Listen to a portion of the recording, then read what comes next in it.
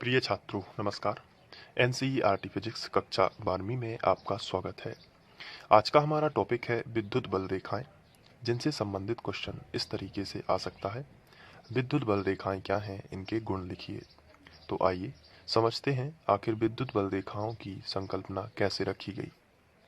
अगर हमारे पास कोई चार्ज है तो हम पढ़ चुके हैं कि इसका एक क्षेत्र बनता है जिसे हम विद्युत क्षेत्र बोलते हैं, और इस क्षेत्र में कोई एकांक आवेश यानी कि कोई टेस्ट चार्ज लाते हैं तो एकांक आवेश यानी कि Q0, और ये बहुत ही छोटा चार्ज होता है और इतना छोटा होता है कि इसका कोई भी इलेक्ट्रिक फील्ड नहीं बनता, और ना इस दूसरे जिसे स्रोत चार्ज हम बोल सकते हैं इसको इसके इलेक्ट्रिक फील्ड को ये प्रभावित करता है।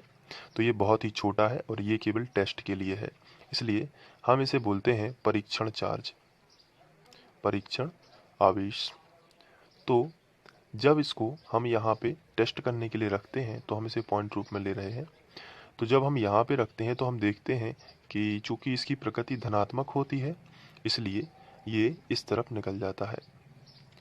प्रतिकर्षण के कारण ये सीधी डायरेक्शन होती है, और हमेशा याद रखना है आपको, ये त्रिज्या के अनुदिश होती है बाहर की ओर। त्रिज्या के अनुदिश यानी जैसी त्रिज्या होती है एक वृत्त में, उसी हिसाब से ये त्रिज्या के अनुदिश बाहर की ओर होती है। अगर टेस्ट चार्ज को यहाँ पे रख दिया जाए तो ये इस तरीके से यहाँ पे निकल जाएगा। अगर टेस्ट चार्ज को यहाँ पे रख दिया जाए तो ये इस तरीके से निकल जाता है। तो हमने देखा कि जब टेस्ट चार्ज इस तरीके से गमन करता है तो हमने कुछ कल्पनाएं की। हमने माना कि इस क्षेत्र में जो खाली जगह है, ये खाली जगह इस टाइप से कुछ रेखाओं के रूप में होती होगी। तो ये रेखाएं जो हैं, हमने जिस तरीके से आवेश जाता है, जिस तरीके से ये परीक्षण आवेश जाता है, उस दिशा को ध्यान में रखते हुए हमने कुछ रेखाओं की कल्पना की, और हमने माना कि इस बीच में क्षेत्र में कुछ खाली जगह नहीं होती बल्कि वहाँ पे कुछ रेखाएं होती हैं जिन्हें हम विद्युत बल रेखाएं बोल रहे हैं। और ये पूरी तरीके से कैसी हैं? पूरी तरीके से काल्पनिक हैं। लेकिन ये ना हमें दिखती हैं ना हम इन्हें महसूस कर सकते हैं, परंतु ऐसा माना जाता है कि यही रेखाएं हैं जिनके कारण कोई भी परीक्षण आवेश अपनी दिशा निर्धारित करता है। अब प्लस चार्ज में ऐसा होता है, अगर माइनस हम चार्ज ले लेते तो ये धन से तो निकलती हैं। अगर हम बोलें तो ये रेखाओं की डायरेक्शन इस डायरेक्शन में होगी, क्योंकि जो अपना चार्ज है ये इस डायरेक्शन में चल रहा है। लेकिन अगर हम माइनस की बात करें तो माइनस में होगा क्या? अगर हम इस टेस्ट चार्ज को यहाँ पे लाएंगे तो हम जानते हैं कि टेस्ट चार्ज कैसी प्रकृति का होता है। तो आंसर है टेस्ट चार्ज नेगेटिव यानी कि पॉजिटिव होता है, यानी कि कैसा होता है? धन प्रकृति का। मैंने अभी आपको बताया था कैसा होता है, धन और इसके पास ये हमारा स्रोत चार्ज जो है यानी कि स्रोत आवेश जो है ये कैसा है? ऋणात्मक प्रकृति का। तो ये इससे अट्रैक्ट होगा, तो विद्युत बल रेखाएं इस टाइप से बनेगी। अगर इसको यहाँ पे रख दिया जाए तो यहाँ से ये अंदर चला जाएगा, अट्रैक्ट हो जाएगा यहाँ से। तो विद्युत बल रेखाएं कुछ तीर के चिन्ह की दिशा बदल जाएगी इनकी, और कुछ इस तरीके से ये विद्युत बल रेखाएं बनने लगेंगी। तो यहाँ से हमें एक बात पता चलती है कि विद्युत बल रेखाएं हैं तो काल्पनिक पूर्ण तरीके से, और ये बिल्कुल भी मुड़ी हुई नहीं है, मतलब ऐसी सीधी है। तो हम इन्हें बोल सकते हैं स्मूथ है यानी चिकनी है।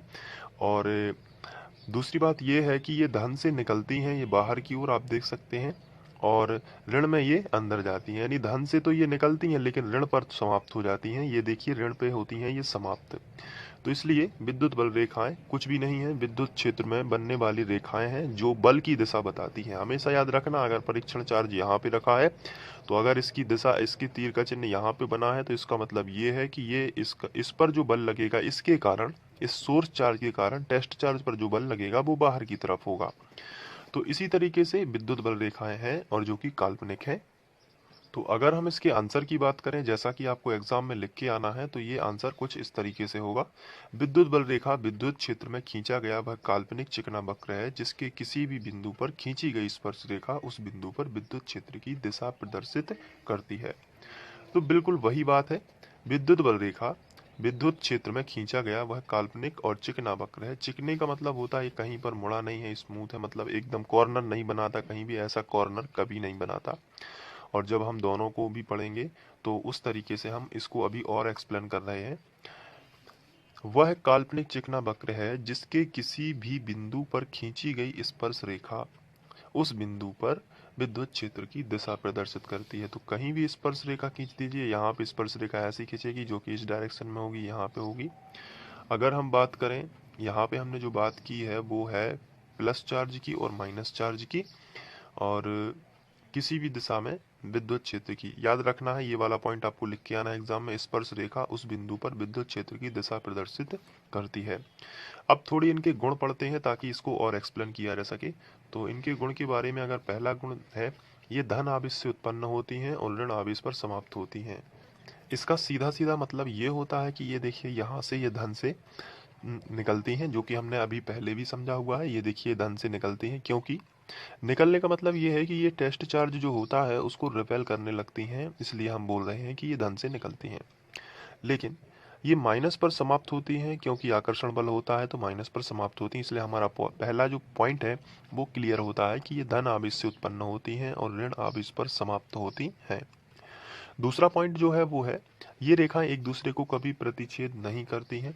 अब यदि हम थोड़ा सा और इसको समझें, यदि धन और ऋण यानी कोई डाइपोल हो, जो कि हम अभी पढ़ नहीं पाए हैं क्योंकि इसके अब बात का टॉपिक है, तो फिलहाल हम समझ लेते हैं। धन और ऋण आपस में जुड़े हों, जो कि कुछ इस तरीके से होंगे, तो ये धन से निकलेंगी और ऋण पर समाप्त होंगी रेखाएं। कुछ इस तरीके से डायग्राम बनेगा।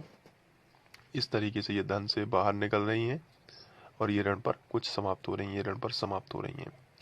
ये रेखाएं कभी भी एक दूसरे को प्रतिच्छेद नहीं करती हैं, क्योंकि ऐसा होने पर सामान्यतः अगर मान के चलिए ये दो रेखाएं आपस में प्रतिच्छेद कर जाती हैं, तो इस पर्टिकुलर पॉइंट पर, इस पॉइंट पर अगर देखा जाए, अगर यहाँ पे टेस्ट चार्ज रखा हो, तो यहाँ पे हम पढ़ रहे हैं कि विद्युत बल रेखा क्या होती हैं, दिशा प्रदर्शित करती हैं यदि स्पर्श रेखा खींची जाए, और यहाँ पर तो बल की दो दिशाएं हो जाएंगी। तो किसी भी चार्ज पर बल की दो दिशाएं संभव नहीं है, इसलिए ऐसा घटित नहीं होता। तो इसलिए हमारा ये वाला पॉइंट भी क्लियर होता है कि ये रेखाएं कभी भी एक दूसरे को प्रतिच्छेद नहीं करती। आपको ध्यान रखना है, पहला पॉइंट आपको याद हो गया होगा, ये धनावेश से उत्पन्न होती हैं और ऋणावेश पर समाप्त होती हैं। और साथ ही साथ आप दूसरा पॉइंट भी याद कर लीजिए, ये रेखाएं एक दूसरे को कभी प्रतिच्छेद नहीं करती।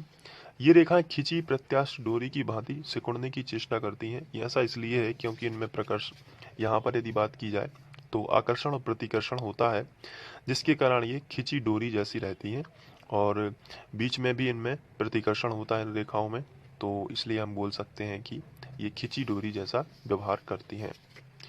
ये रेखाएं परस्पर समांतर होती हैं। ऐसा इसलिए होता है क्योंकि प्रतिच्छेद नहीं होती और इनके बीच में समांतर, ये देखिए ये समांतर होती हैं। और ऐसा इसलिए है क्योंकि इनके बीच में होता है प्रतिकर्षण, तो ये कभी एक दूसरे को अट्रैक्ट नहीं कर पाती। तो ये एक दूसरे के कैसे होती हैं, समांतर। तो ये थी विद्युत बल रेखाएं और इनके गुण। आप इसका स्क्रीनशॉट लेके इन्हें फटाफट याद कर लीजिए, और जो भी आपके कुछ क्वेश्चन हो तो मुझे कमेंट में बताइए। तो ये है, आप स्क्रीनशॉट ले लीजिए और नोट्स बनाइए। इसके बाद ये वाला भी, इसका भी स्क्रीनशॉट लेना है आपको। तो आशा करूंगा मैं कि आप नोट्स बना रहे हैं और एक एक करके सभी चीज़ों को समझ रहे हैं, और जो भी आपकी डाउट होंगे वो आप मुझे कमेंट में बताएंगे तो मैं उनका सॉल्यूशन करूंगा। Thank you. ये वीडियो आप free online coaching by Sandeep Khare के माध्यम से देख रहे थे।